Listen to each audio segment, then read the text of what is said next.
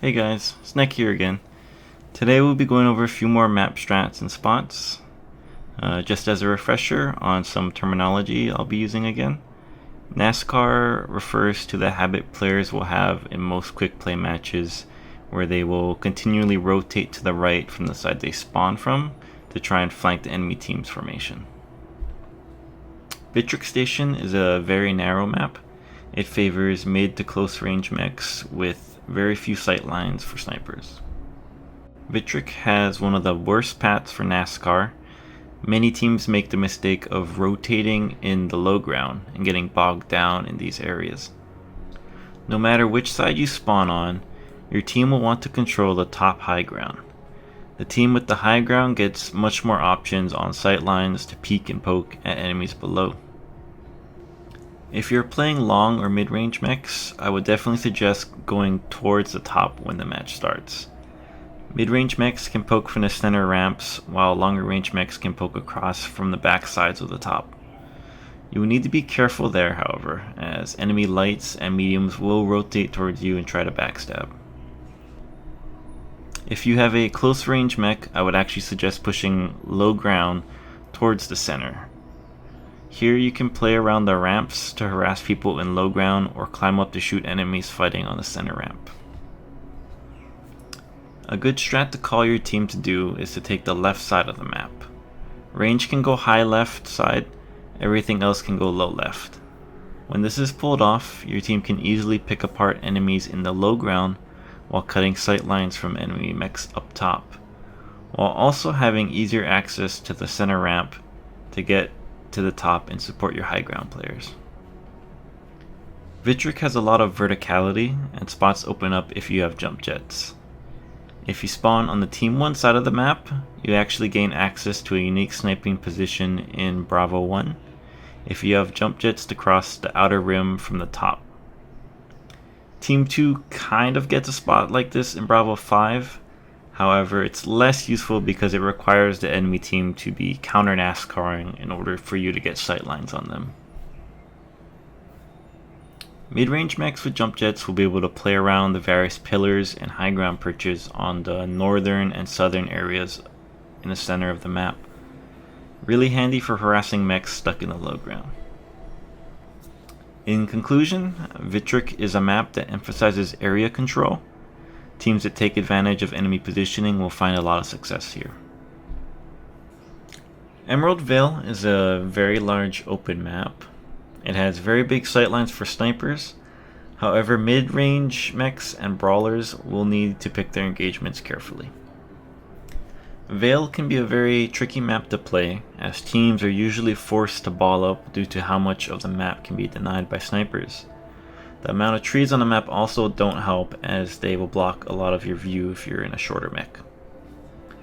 Let's talk about the elephant in the room, snipers. They control the map from the shelves on the Charlie and Fox lines. Typically Team 1 takes the Fox line shelf and Team 2 takes the Charlie line shelf. They are not built equal, however. Fox shelf is the stronger side. It has more vantage points and has an easier time seeing enemy mechs rotating to the only access ramps up there. While Charlie line shelf still has many good vantage points, it is much easier to flank due to the taller mountain ridges blocking their sight lines that would cover the approach. When trying to deal with enemy snipers, you only have a few options.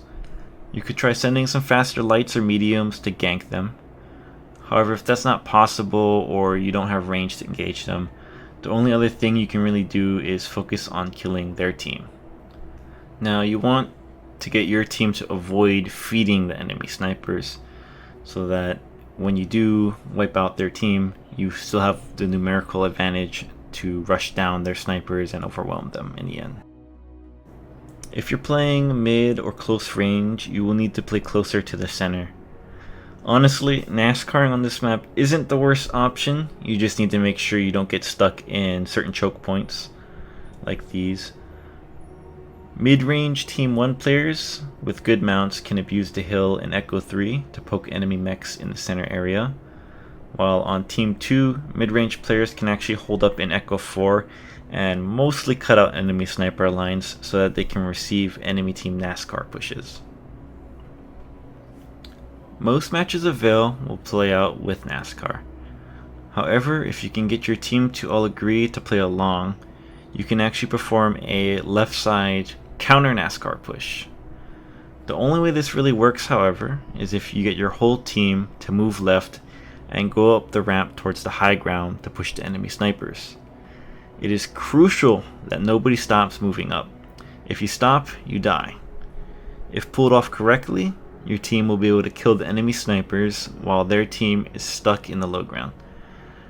Now from here you can just pick them apart, as they'll be stuck in the low ground and you can shoot down on them. So in conclusion, Emerald Vale is a very tough map to position on if you're not a sniper. However, if you can avoid feeding your team to the enemy snipers, you can still outplay them. Grim Plexus is a mid to long range centered map. Brawl builds will need to be very reliant on their team's positioning to do well here. The general shape of cover on Grim forces most mechs to fight around the big center hill. This will usually cause teams to either stall out or push right into enemy sniper sight lines. Grim in particular has very dynamic spawn points depending on what team and game mode you're playing, so some of the positions I go over may or may not work depending on which area you spawn in. In most cases, Team 1 has direct access to the Golf 9 Fox 9 hill. This gives you very good sight lines for covering the center area, as well as perfect sight lines for punishing enemy mechs moving down the H7 low ground line. Downsides to this area is that it's not that much cover, so if you're losing trades, you either have to back down the hill or fall more back towards the rear wall of the hill. Another spot long range players on Team 1 can use is the high ground spot in Hotel 8. From here you can receive enemies pushing center or NASCARing to G7. Team 2 will usually have access to the Echo 6 Fox 6 hill, also known as Hamburger Hill. This spot also has really good sight lines towards center and some of the sides. It also offers a lot more rock cover to peek from if you're taking return fire. Aside from the previously mentioned perches, there are many high spots fast mechs with jump jets can reach along the outskirts, as well as plenty of far flanks that can be taken to attack these perches if you are in a faster light or medium mech. Team 1 doesn't get as many good spots or rotations in my opinion for this map. However, if they get the assault game mode spawn, they do have the option of quickly rushing through Echo 8 to push Hamburger Hill and Echo 6. If they're fast enough, they can usually stop the enemy snipers from setting up. From there they can fight Team 2 from their own power position. Team 2 can afford to be a little more passive, but a good approach will actually still be through Echo 8. If they swing wide, they can engage enemy mechs where they usually like to hide, in the center, as well as push the enemy snipers off their hill in Fox 9. In conclusion, Grim can be a very tricky map to position on. However, if you can read enemy movement well, you can rotate or position yourself to counter them. Solaris City is a very tight map. It greatly favors brawl mechs and has very few lanes for range play. Solaris is an absolute meat grinder. It is filled with many choke points that will often feed teams into firing lines. The biggest winning move on this map is to get your team to not kill themselves in these choke points. Now, the worst choke points you want to avoid are the Charlie 4 Charlie 5 and Fox 4 Fox 5 intersections. These areas are very tight and will only allow one mech to pass through at a time.